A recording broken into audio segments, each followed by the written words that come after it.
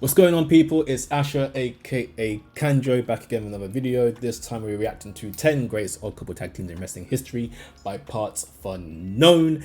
Odd couple tag teams include tag teams such as Booker T, Goldust, Randy Orton, Matt Riddle, Big Show, The Miz, Big Show, Chris Jericho. The list goes on.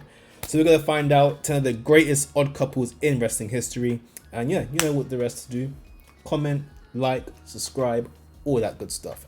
Yeah, let's go. Odd couples come in all shapes and sizes, be they lonely, grubby rubbish collectors and his stylish partner who's into gardening and laser beams, or a sensitive, softly spoken writer and his sultry, supremely knowledgeable pocket-sized companion, or Pete Davidson and literally any woman he has ever dated. To paraphrase Paula Abdul, sometimes people just want to pork their phones. Opposites definitely attract, but in wrestling far more... Hey, what does that mean? Comment down below what that means.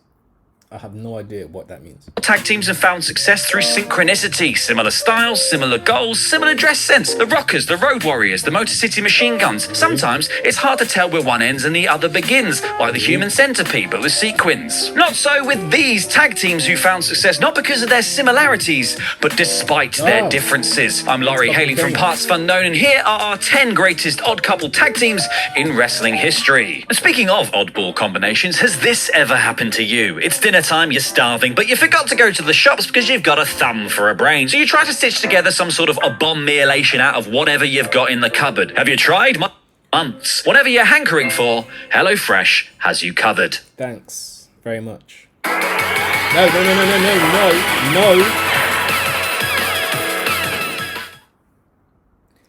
Number 10. Tommy Dreamer and Raven. This team lands in the last spot on this list because honestly, they didn't last very long. But in the history of the ECW tag titles, they might just be the oddest couple. You see, Raven and Tommy Dreamer loathed each other, had one of the longest running and most iconic feuds in the history of the Land of the Extreme. Hell, in kayfabe, they'd been feuding since childhood. And their on-off rivalry lasted 2 years, saw Dreamer plunge through countless tables and saw Raven emerge victorious every single time apart from their last match, which saw him banished from the company in 1997. Fast forward 2 years. It was the Dudleys' last match in ECW before jumping ship to WWE, and they held the tag titles. Their aim was to take the gold to the dub and lay them at Vince's feet. The only man who could stop them was Tommy Dreamer, who fought them 2-on-1 until the end of the match, where Raven surprisingly returned to the company, hit Bubba with the even flow, and won the titles with his nemesis. The team dissolved soon after, but got to love that call from Joey Styles. Tommy Dreamer has finally won a world title, but he has to share the honor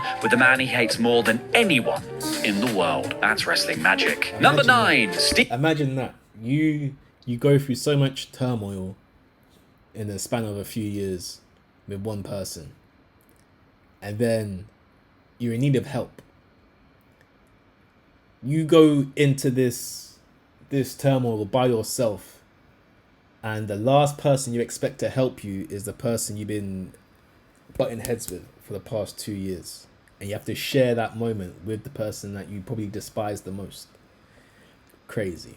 Steve Austin and Dude Love. Spoiler alert, this won't be Mick Foley's last appearance on this list. Because that's the thing about being so goddamn weird. Whenever you win a tag championship with someone who isn't so... He's definitely putting The Rock and Mankind in here at some point.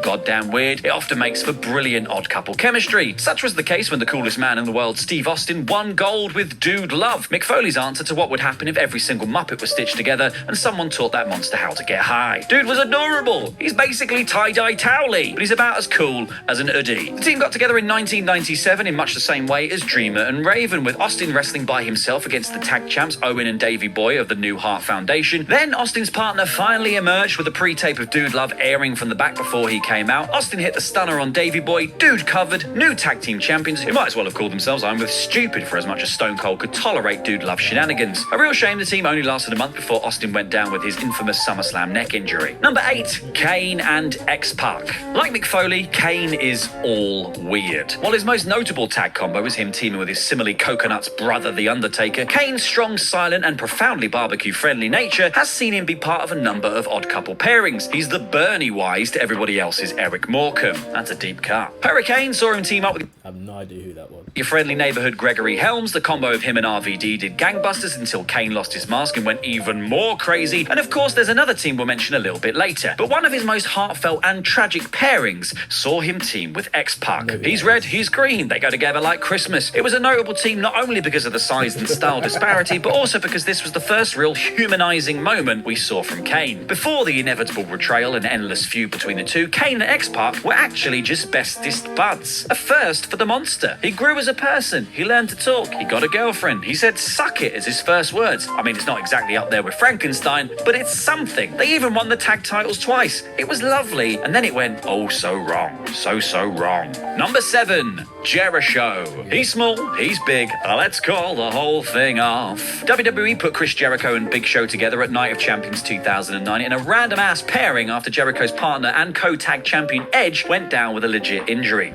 That would have been a great tag team, you know. Edge and Chris Jericho would have been a great tag team. Not gonna lie, I would be very interested to see how that would have panned out. While anyone would have expected the team to be short-lived, then implode and potentially feud amongst themselves, Jericho not only lasted as a team for the rest of the year, but also successfully defended the tag belts the entire time, finally losing them to DX at TLC in an awesome match, no less. The two had fantastic brains and brawn chemistry, the evil mastermind and his mahoosive henchmen, leading to a bunch of fun pay-per-view defenses, a Slammy for Tag Team of the Year, and even a triple threat match at Survivor. How did a belt fit around Big Show's waist?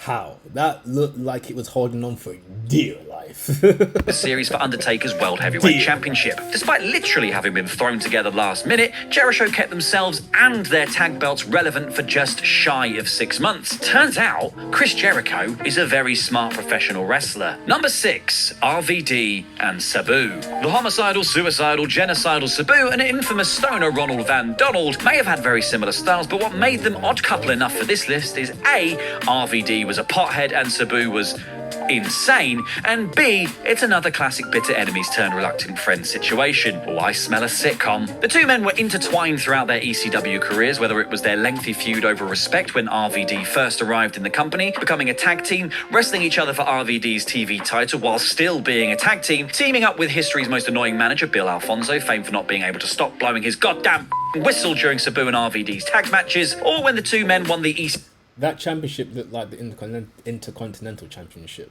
but that's neither here or there. ECW tag titles twice, spending a cumulative near 250 days as champion. And that championship looks like the Winged Eagle Championship, but that's neither here or there either. Despite constantly having stepped in the ring against each other, the lunatic stoner combination found a Look, that belt looks just like the Intercontinental Championship belt.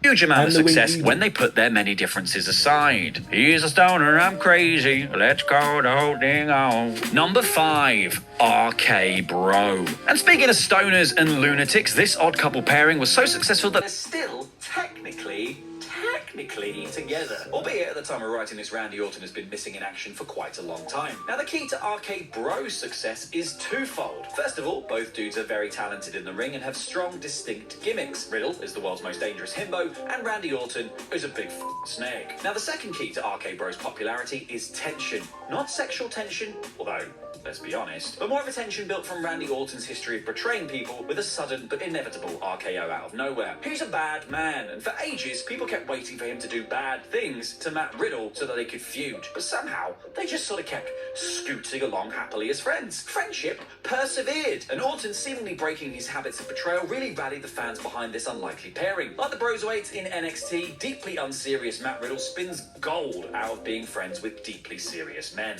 Number 4. Beer money. One guy likes beer, one guy likes money. Well, that's all well and good, but what do we call them?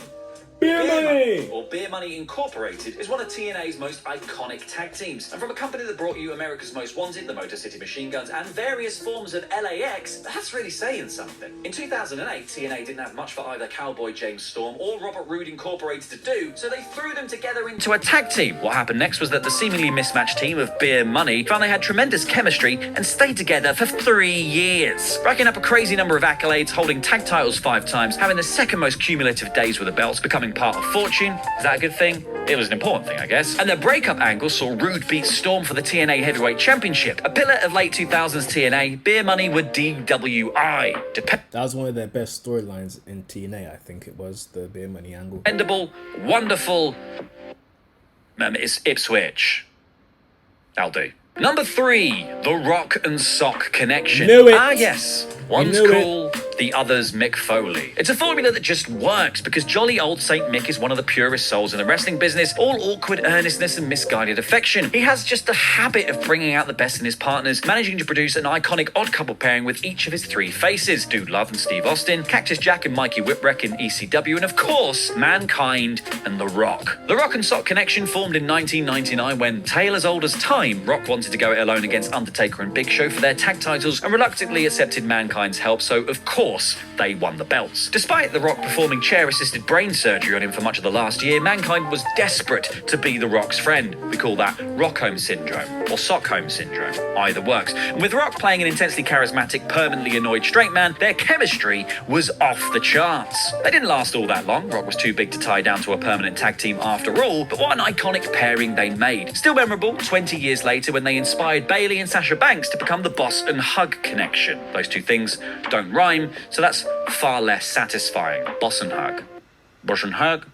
Boss and Hug. Boss Hug. Boss Hug would have worked better. Boss Hug would have worked better. Number 2, Book Dust. Yeah, this team ruled. He's cool and annoyed all the time, and he's bloody weird. This is a funny tag team, not gonna lie. It's a very funny tag team. It's the quintessential wrestling tag team, but there was just something about the duo of Booker T and Goldust that was, well, gold. I said the thing. They were so funny all the time. Like the Rock and Sock connection, Goldust was weird but sweet and genuinely wanted to be Booker T's friend, and Booker T spent his life being very annoyed about that. But unlike the Rock and Sock, WWE had now else for Book Dust to do, so they got to stick together, becoming one of the weekly highlights of Ruthless Aggression era Raw for about a year. And you could just tell that both men were having a blast in their backstage segments, just farting around for kicks. Booker T meeting Darth Goldust, Goldie cosplaying as the Rock at King of the Ring, reviewing movies, endless wigs, their way too short tag title run. Booker T and Goldust were brilliant together, and they never betrayed each other either. Friends forever. Number 1, Team Hell No.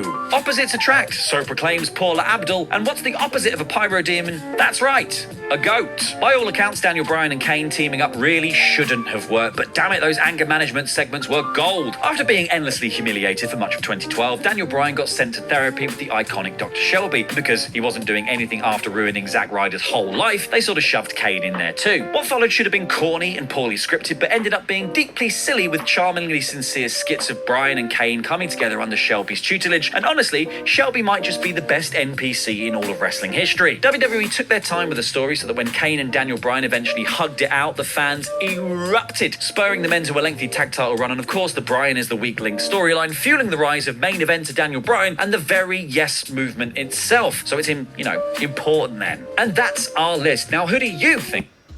Okay, great list, very great list. I would have put MVP and Matt Hardy in there as well. Anything else I would have done? Kurt Angle and the name that shall not be mentioned. Begins with C, ends in B, and I don't mean Chris Brown. But yeah, let me know your favorite odd couple tag team in the comments down below. Like always, do the thing, subscribe, like, and comment. And until next time, love is love, peace, wash your kings, and yeah, yeet.